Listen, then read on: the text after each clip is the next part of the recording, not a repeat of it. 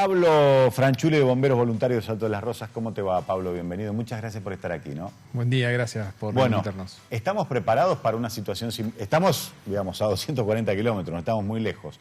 ¿Cómo estamos si nos pasa lo mismo? Nosotros tuvimos una contingencia de esas características en el 2009, no sé si recordás, el 17 de diciembre.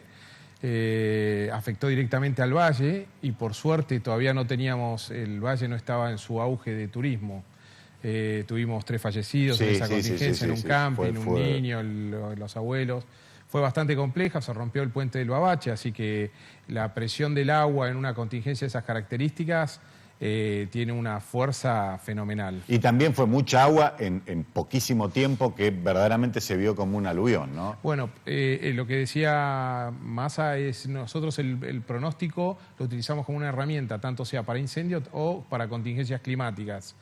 Ahí es donde se ponen alertas los sistemas de emergencia. Generalmente a nosotros nos tiran alertas preventivos antes para tener gente en condiciones de poder asistir. ¿Y se aplicó la alerta acá para lo que pasó en Mendoza o no? ¿O se sabía? No tuvimos alerta, sí sabíamos que teníamos un periodo de una semana de permanentes tormentas. Con lo cual ya uno empieza a manejar los sistemas de emergencia con una manera más preventiva, ¿no? ¿Ustedes qué hacen ante esta situación? ¿Que están atentos al teléfono simplemente? ¿Preparan equipo? Sí, se prepara equipo y se prepara el personal. Al personal se lo pone más en alerta, directamente ya saben que con la posibilidad de tener que asistir, porque esta contingencia lo que tiene es la velocidad, así como la lluvia que llueve el periodo de un mes en una hora. La velocidad de asistencia también tiene la misma dimensión. Entonces se prepara el personal, nosotros tenemos el tiempo de traslado hasta el cuartel y del cuartel recién ahí salí con las unidades, así que tratar de minimizar ese tiempo para la intervención. Bien, ¿y qué preparan? ¿Sogas? Básicamente, ¿qué van a hacer? ¿Rescate? Nosotros estamos preparados para rescate. El rescate de una persona atrapada con un aluvión, digamos, en un auto, en su casa. Lo que se hace, se le da, primero, nosotros tenemos nuestra propia seguridad, que eso nos permite darle seguridad, acceder a la persona y retirarla del lugar donde ponga en riesgo su vida. ¿Y qué hay equipamiento? Simplemente es técnica nada más. Es decir, una soga y un poco de técnica alcanza. Es un conjunto de medidas. Es sogas, son equipos de rescate de agua, son equipos de flotabilidad para darle a la gente que interviene seguridad en un medio por sobre la inundación y después acceso a las víctimas. Eso se hace con medios, puede ser con sogas, pueden ser con vehículos, pero digamos, es un compendio de equipos, no es solo tener un protocolo y nada más. Claro. Vos sabés que estaba leyendo estos días que el caso de este chico que falleció es un lugar que se llama La Garganta del Diablo y le habían dicho, no vayas a este lugar, es como un cañadón donde convergen, aparentemente no conozco la zona, pero convergen varios ríos, varios desagües en todo caso, y bueno, estuvo allí, tuvo la mala fortuna de estar en ese lugar, en el lugar equivocado. Si pasa eso acá, ¿ustedes ya tienen identificado dónde buscar?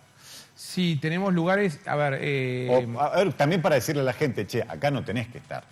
La eventualidad está dada por la convergencia de la gente, ¿no? Entonces vos tenés los centros urbanos, las pendientes, la convergencia del agua, y eso te da más o menos una perspectiva de dónde puede afectar y dónde no.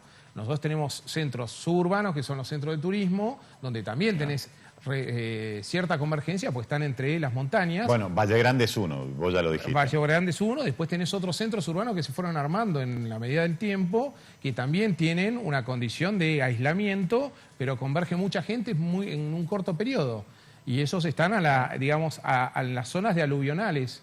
Tenés unas formas de inundación en lo que es el centro urbano, en la ciudad, producto del cemento y de la velocidad que le da el cemento al agua, y tenés otras formas de inundación que es en las zonas suburbanas, donde el agua viene con sedimentos de la montaña y eso también genera otro tipo de condición, ¿no? Y además, en ese lugar, hablamos particularmente de Valle Grande porque es el caso que podemos llegar rápidamente, pero también el que vemos, hay muchas construcciones en lugares donde no deberían estar, o muy cerca de lo que uno imagina es un cañadón donde circula el agua, donde drena para el río. Ahí no tenés mucho, Bueno, en particular en la tormenta del 2009 un aluvional, se llevó puesta una cabaña, después el acceso es uno solo y los aluviones cortan el acceso en vehículo, Claro. Entonces por ahí también hacer la asistencia inmediata se complica mucho más porque hay que ir despejando para poder llegar a asistir. Por eso tienen distintas complejidades. Las zonas de la ciudad donde se inundan no son todas, sino las zonas donde convergen las pendientes y donde es más difícil el canalizar el agua. Claro. O por ejemplo, las acequias, nosotros por ahí no tenemos la precaución de tenerlas limpias, destapadas, donde mejoren el drenaje de una cantidad de agua excesiva, ¿no? Hace un par de años, yo ahora no recuerdo cuál era el nombre del operativo, pero se hizo un operativo en caso de rotura de un dique. ¿Es la misma situación? ¿Es parecida? No, es más compleja. La rotura de un dique es porque es una pared de agua que te inunda una zona muy, muy grande. Esto de una tormenta es digamos, puntualizado, es focalizado. En 2 o 3 kilómetros hay agua, pero no tanta. Claro, el tema de ya la rotura de un dique sería una cosa más importante. ¿Y dónde visualizan ustedes que hay, más allá del Valle Grande, hay algún otro lugar que hay que tener cuidado? ¿O decirle a la gente no hay que estar en ese lugar? Y lo que pasa es que tenemos zonas donde se han construido, donde son a la vera de los ríos, que hace mucho tiempo los ríos no tienen agua, no tienen cauce, se ha urbanizado y eso a la larga tenés, porque los registros históricos de los caudales de lluvia dan que en un momento el río toma su dimensión en su ancho y esa gente que hoy que no recibe el acceso de agua, esa gente corre su riesgo. Y el problema también tenemos es que la gente descree y también le es muy difícil abandonar su casa, sus bienes, porque hasta último momento cree que lo va a perder por el pillaje, por el... Sí. Entonces tenemos esta condición en un caso de una emergencia, ¿no? Bien, ¿y qué sistema, cómo se avisa a la gente en caso de una situación como Mendoza que tenés muy poco tiempo?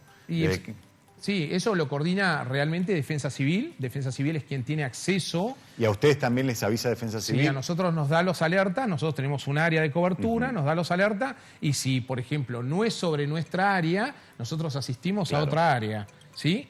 Por ejemplo, nosotros estaríamos entre la margen sur del río Atuel y la margen norte del río, la margen sur del Diamante y la margen norte del río Atuel. Estaríamos en esa brecha que es acceso al Valle Grande, ¿sí? Si es que por ejemplo, la cantidad de agua inundaría la parte de lo que sería el río Atuel y todas sus costas.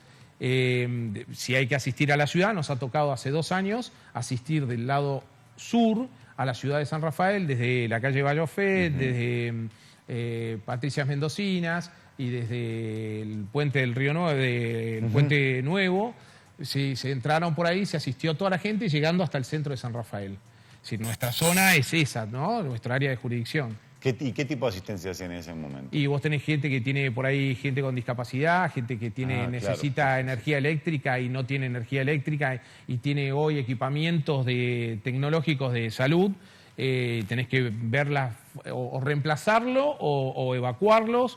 Tenés gente, complicada, gente mayor. Una serie de inconvenientes que implica la salud y la vida de la gente. O sea, esos casos no los podés evitar si hay una crecida. No es que es el turista que estaba en un lugar que no tenía que estar. Es gente ya que está instalada en lugares que no debe. Claro, sí, para eso hoy se están haciendo los mapas de riesgo, de gestión de riesgo, para actualizar y puntualizar cuáles son los lugares más conflictivos que tenemos en la provincia. ¿Están actualizados actualmente? Todavía no. Todavía los de San Rafael no, sí, en Mendoza sí se vienen haciendo.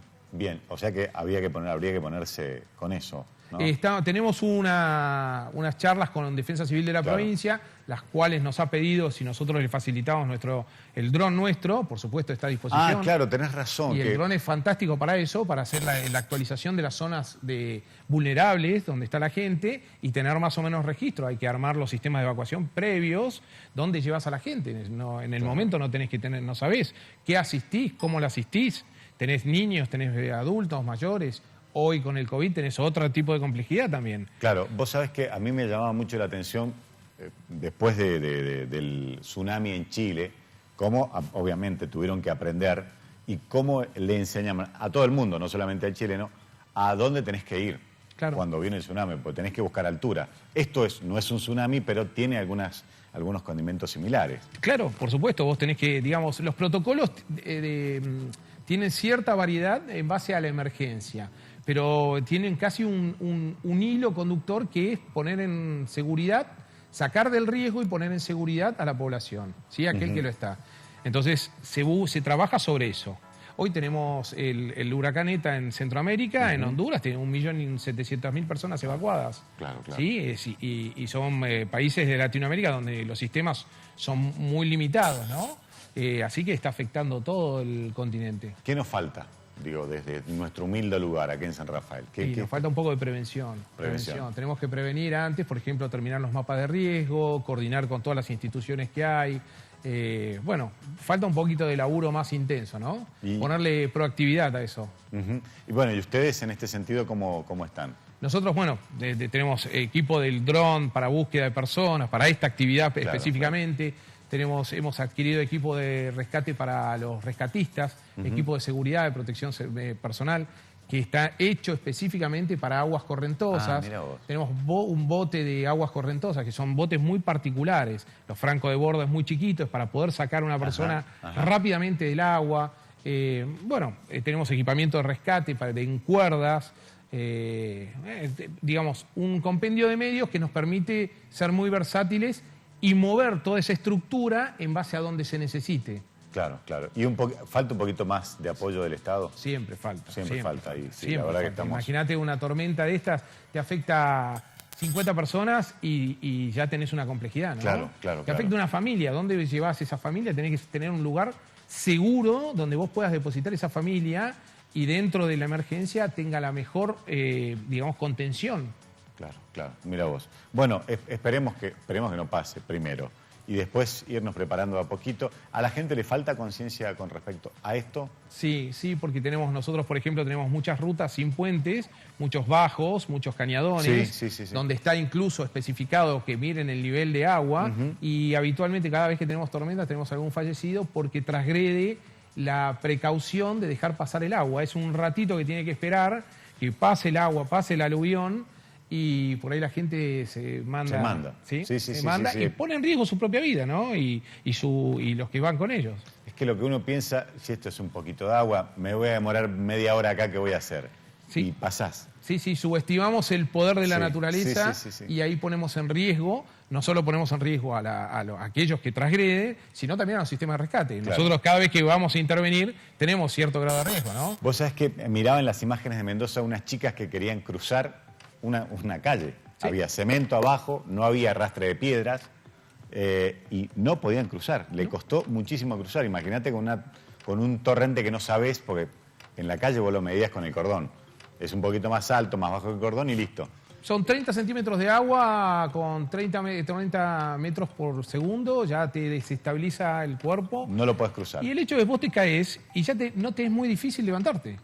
Entonces ya el hecho de cruzar una calle con una corriente de agua te desestabiliza, te caes y pones en riesgo tu vida. Claro. Tan sencillo como eso, ¿no? No necesitas ahogarte en 5 metros de profundidad. No, por eso, es simplemente eso. Así que bueno, tener mucha precaución. Bueno, Pablo, muchísimas gracias por esto. Ojalá que no tengamos que actuar, ojalá. Ojalá que no. Nosotros siempre tratamos de prevenirnos y estar preparados para cualquier tipo de contingencia. De eso se trata la emergencia, ¿no? Bueno, muchísimas gracias. Gracias por venir y por acercarte. Siempre ahí al alcance para este consejito, para alguna cuestión que nos sirva a nosotros también en este contexto en el que estamos inmersos, que es obviamente la inestabilidad y la situación geográfica y cómo estamos repartidos